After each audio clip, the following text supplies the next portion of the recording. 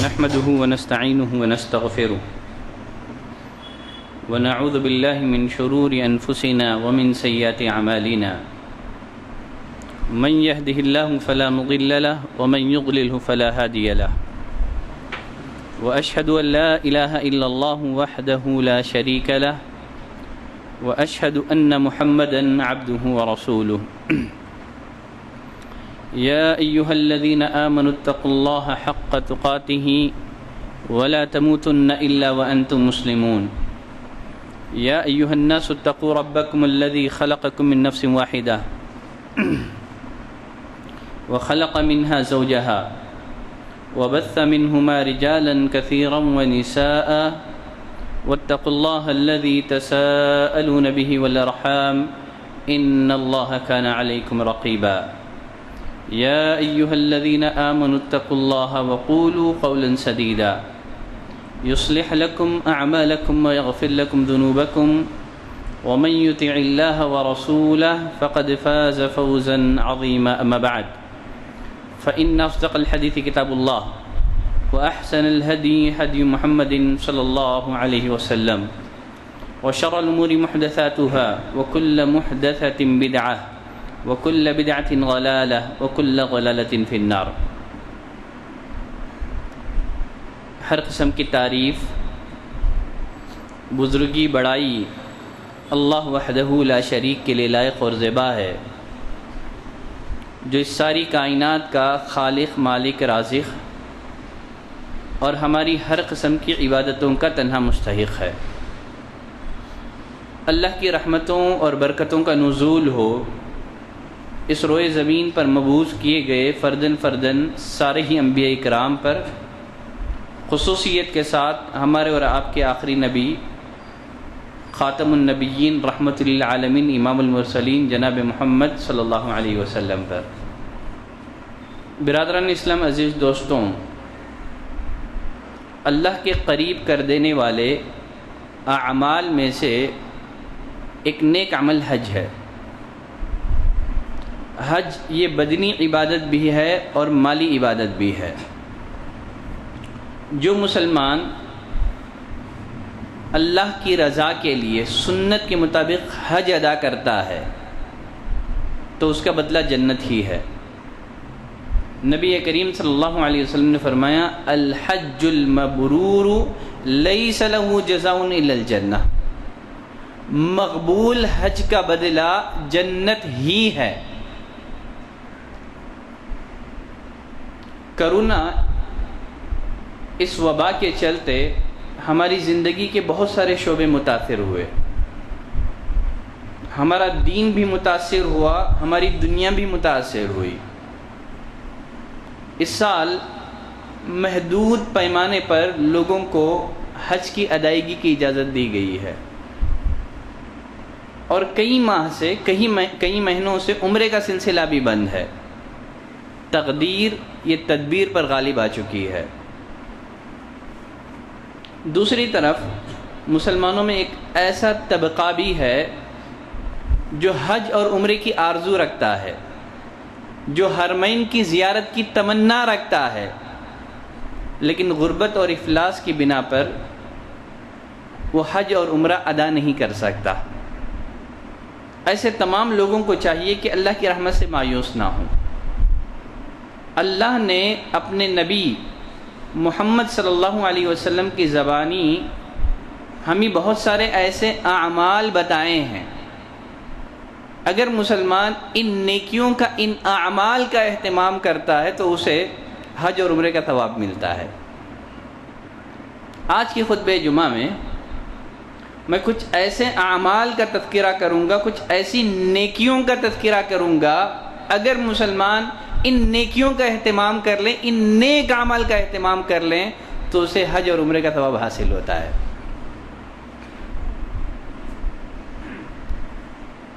پہلا عمل جس کے کرنے والے کو حج اور عمرے کا ثواب ملتا ہے وہ ہے علم دین سیکھنے کے لیے مسجد کا رخ کرنا، مسجد جانا علم سیکھنے کے لیے۔ نبی کریم صلی اللہ علیہ وسلم نے فرمایا، ابو امامہ الباہلی رضی اللہ تعالیٰ عنہ راوی ہیں، من غدا الى المسجد لا يريد الا ان يتعلم خيرا او يعلمه كان له كاجر حاج تاما حجته. جو کوئی نیکی کی بات سیکھنے کے لیے یا سکھانے کے لیے مسجد کا رخ کرتا ہے، کان لہ کاجر حاج، ایسے انسان کو مکمل حج کا ثواب ملتا ہے. اللہ اکبر. اگر آدمی نیکی کی بات سیکھنے کے لیے، دین کا علم حاصل کرنے کے لیے مسجد جاتا ہے تو اسے مکمل حج کا ثواب ملتا ہے. نمبر 2، دوسرا عمل جس کے کرنے والے کو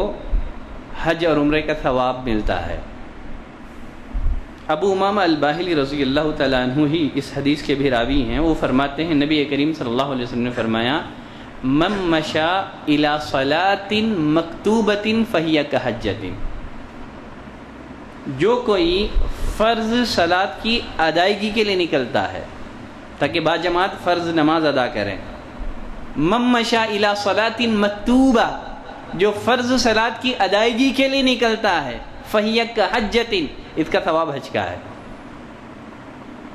ومن مشا الی صلاۃ تطوع،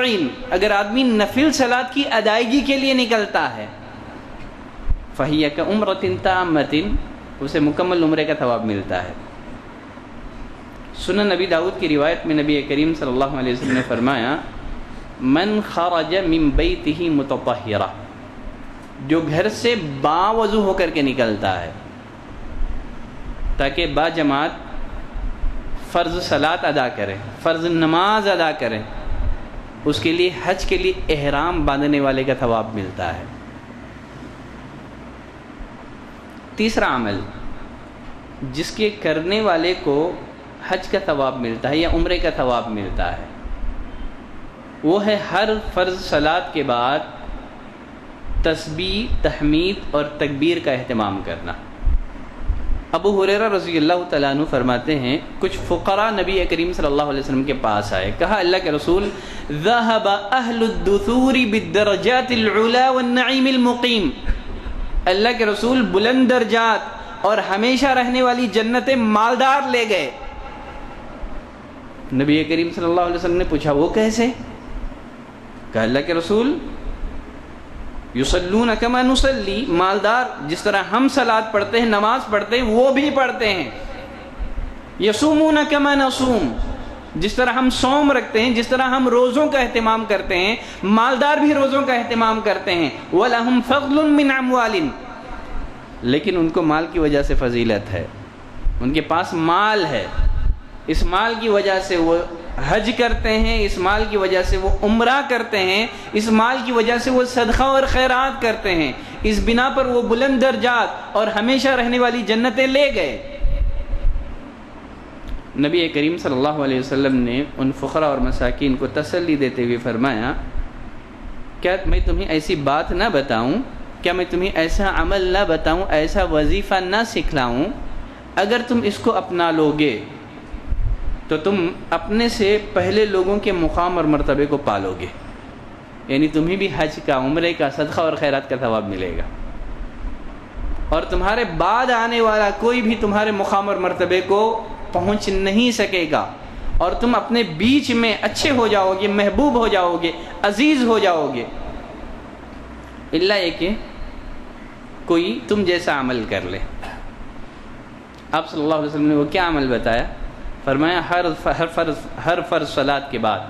33 مرتبہ، 30 پر 3 مرتبہ سبحان اللہ، 30 پر 3 مرتبہ الحمدللہ، 30 پر 3 مرتبہ اللہ اکبر. اور سنن نبی داؤد کی روایت میں 100 کی گنتی کے تکمیلے کے لیے ایک دفعہ لا الہ الا اللہ وحدہ لا شریک لہ لہ الملک ولہ الحمد وہو علی کل شیء قدیر. کچھ دنوں کے بعد یہی فقراء اور مساکین نبی کریم صلی اللہ علیہ وسلم کے پاس آئے، کہا اللہ کے رسول، آپ نے جو وظیفہ، جو بات ہم کو سکھائی تھی، اس وظیفے کا علم مالداروں کو بھی ہو گیا ہے، اب اس وظیفے کا اہتمام مالدار بھی کرنے لگے ہیں. نبی کریم صلی اللہ علیہ وسلم نے فرمایا ذالک فضل اللہ یؤتیہ من یشاء، یہ اللہ کا فضل ہے، اللہ اپنے بندوں میں سے جسے چاہتا ہے عطا کرتا ہے۔ چوتھا عمل جس کے کرنے والے کو حج کا ثواب ملتا ہے، انس بن مالک رضی اللہ تعالیٰ عنہ فرماتے ہیں نبی کریم صلی اللہ علیہ وسلم نے فرمایا من صلی الفجر فی جماعہ ثم قعد یذکر اللہ سبحانہ وتعالی حتی تطلع الشمس، جو کوئی مسلمان فجر کی صلاۃ، فجر کی نماز باجماعت ادا کرتا ہے، پھر اللہ کے ذکر میں مشغول ہو جاتا ہے یہاں تک کہ سورج طلوع ہو جائے، سورج کے طلوع ہونے تک اللہ کے ذکر میں اپنے آپ کو مشغول رکھتا ہے، جب سورج طلوع ہو جائے تو 2 رکعت نماز پڑھتا ہے، تو ایسے شخص کے بارے میں بھی نبی کریم صلی اللہ علیہ وسلم نے فرمایا ایسے انسان کو، ایسے مسلمان کو مکمل حج اور عمرے کا ثواب ملتا ہے۔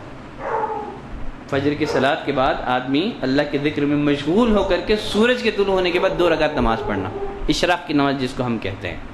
سورج کے طلوع ہونے کے بعد جو صلاۃ پڑھی جاتی ہے اس کو اشراق بھی کہا جاتا ہے، صلاۃ الضحیٰ، چاشت، فرمایا اس کو مکمل حج اور عمرے کا ثواب ملتا ہے۔ 5واں عمل جس کے کرنے والے کو حج کا ثواب ملتا ہے، ام سنان یہ حجۃ الوداع میں نبی کریم صلی اللہ علیہ وسلم کے ساتھ حج نہ کر سکی، آپ صلی اللہ علیہ وسلم نے ان سے مخاطب ہو کر کے کہا اے ام سنان فاذا جاء رمضان، جب رمضان آ جائے رمضان میں جا کر کے عمرہ کر لینا،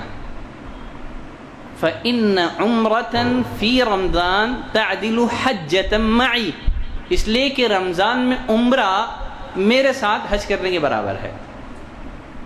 رمضان میں عمرہ کرنے والے کو میرے ساتھ حج کرنے کا ثواب ملتا ہے، کہا رمضان میں جا کر کے عمرہ کر لینا، تو یقیناً رمضان میں عمرہ کرنے والے کو حج کا ثواب ملتا ہے۔ 6واں عمل جس کے کرنے والے کو حج کا ثواب ملتا ہے، زید بن خالد الجہنی رضی اللہ تعالیٰ عنہ فرماتے ہیں نبی کریم صلی اللہ علیہ وسلم نے فرمایا من جہز غازیہ، جو کوئی کسی غازی کا سامان، مجاہد کا سامان تیار کرتا ہے،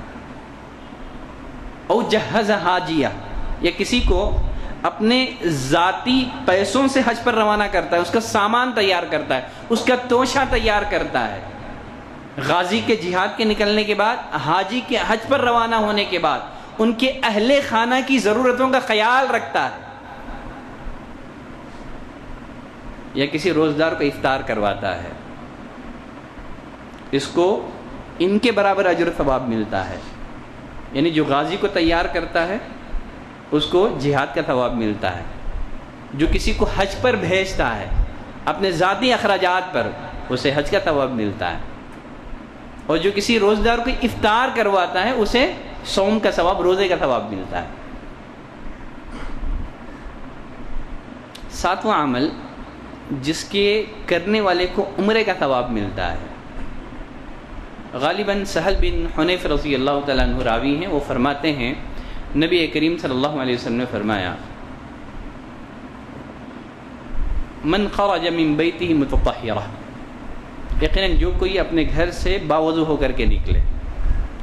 ثم اتا مسجد قباء، پھر مسجد قباء میں جاتا ہے، وہاں جا کر کے 2 رکعت نماز پڑھتا ہے یا کوئی بھی نماز پڑھتا ہے، اسے بھی مکمل عمرے کا ثواب ملتا ہے۔ مسجد قباء میں نماز پڑھنا، یقیناً جن لوگوں کو حج اور عمرے کی سعادت نصیب ہو ان لوگوں کو چاہیے کہ مسجد قباء میں بھی نماز کا اہتمام کرے، صلاۃ کا اہتمام کرے، اس لیے کہ مسجد قباء میں نماز، آپ صلی اللہ علیہ وسلم نے فرمایا ایسے شخص کو عمرے کا ثواب ملتا ہے۔ مسجد حرام میں ایک نماز 1 لاکھ نماز کے برابر ہے، مسجد نبوی میں ایک نماز 1000 نماز کے برابر ہے، مسجد اقصی میں ایک نماز 500 نماز کے برابر ہے۔ مسجد اقصی میں نماز، نفل نماز پڑھنا، گھر سے باوضو ہو کر کے نکلنا، ایسے انسان کو عمرے کا ثواب ملتا ہے۔ تو یہ 4 مسجدیں ایسی ہیں جن میں صلاۃ کی بڑی فضیلت ہے۔ 8واں عمل جس کے کرنے والے کو حج یا عمرے کا ثواب ملتا ہے، وہ کیا ہے؟ حسن نیت، اچھی نیت۔ آدمی محض اچھی نیت کی وجہ سے وہ نیکی حاصل کر لیتا ہے، وہ ثواب حاصل کر لیتا ہے جو اس نے کیا نہیں ہے۔ حسن نیت اس کی بڑی فضیلت ہے، اچھی نیت کرنا۔ نبی کریم صلی اللہ علیہ وسلم نے فرمایا دنیا 4 لوگوں کے لیے ہے۔ نمبر 1، جس کو اللہ نے علم بھی دیا، مال بھی دیا۔ جس کو اللہ نے علم بھی دیا، مال بھی دیا، وہ اللہ سے ڈرتا ہے، صلہ رحمی کرتا ہے۔ اللہ نے جو اس کو مال دیا ہے اپنے رشتہ داروں کا خیال رکھتا ہے، اللہ کا حق بھی ادا کرتا ہے، جو زکوٰۃ ہے اس کو ادا کر دیتا ہے۔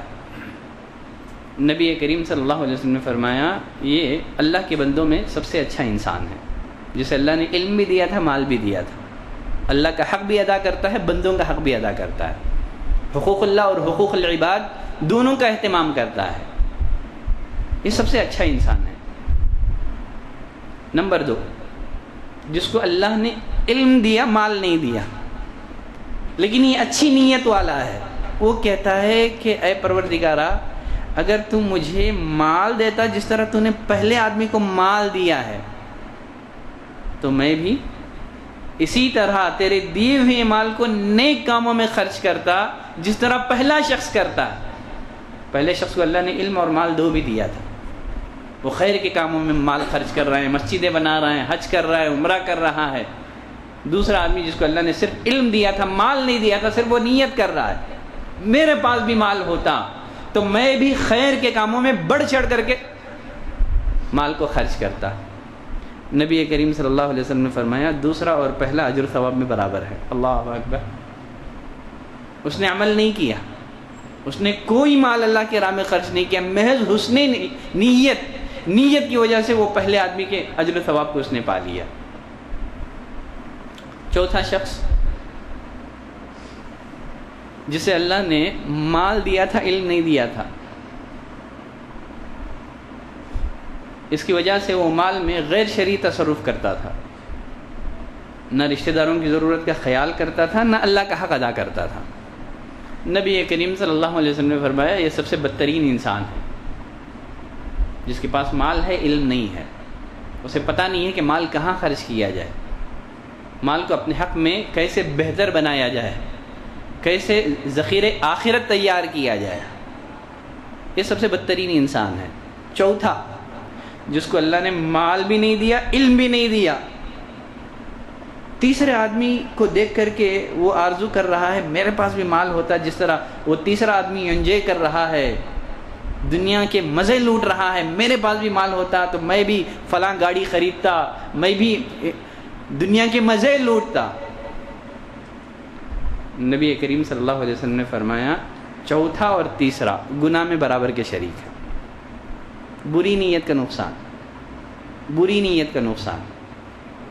تو غرض آدمی اچھی نیت کے ذریعے سے ان اعمال کا ثواب حاصل کر لیتا ہے جس کو اس نے نہیں کیا ہے، تو حسن نیت اس کی بڑی فضیلت ہے۔ تو غرض یہ کچھ اعمال ہیں، گرچہ امسال بہت سارے لوگوں کو حج بیت اللہ کی سعادت نصیب نہیں ہوئی ہے، تو ان لوگوں کو چاہیے کہ یہ کچھ اعمال ہیں، یہ کچھ نیکیاں ہیں، ان کا اہتمام کر لیں۔ انشاءاللہ جو ان نیکیوں کا اہتمام کرے گا، جو اس کے بس میں ہیں، ان کا اہتمام کریں، انشاءاللہ وہ بھی اپنے آپ کو حج اور عمرے کے ثواب کا حقدار بنا سکتا ہے۔ یہاں یہ بات ذہن میں رکھیں، اگر اللہ نے کسی کو مال دی ہے، صاحب استطاعت اللہ نے اس کو بنایا ہے، وہ حج کرنے پر قادر ہے، اس پر لازم ہے کہ وہ حج کریں۔ ان نیکیوں کا اہتمام، ان اعمال کا اہتمام اس سے حج کی فرضیت کو ساقط نہیں کرتا ہے۔ ایک جزا الگ ہے، اجزا الگ ہے، جزا ثواب ہے، لیکن یہ نیکیاں اگر وہ مالدار ہے تو اس سے حج کی فرضیت کو ساقط نہیں کرتی ہیں، اس پر لازم اور ضروری ہے۔ اگر وہ صاحب استطاعت ہے، وہ حج کرنے پر قادر ہے، اس کو چاہیے کہ وہ حج بیت اللہ کرے، تو یہ اعمال اسے حج کی فرضیت سے ساقط نہیں کرتے ہیں۔ اللہ سے دعا کرتے ہیں کہ پروردگارہ تو ہمیں توفیق دے کہ ہم ان اعمال، ان نیکیوں کو بجا لا سکیں، جب تک زندہ رکھ ایمان، احسان، اسلام پر زندہ رکھ۔ سبحانک اللہم و بحمدک اشہد ان لا الہ الا انت استغفرک و اتوب الیک.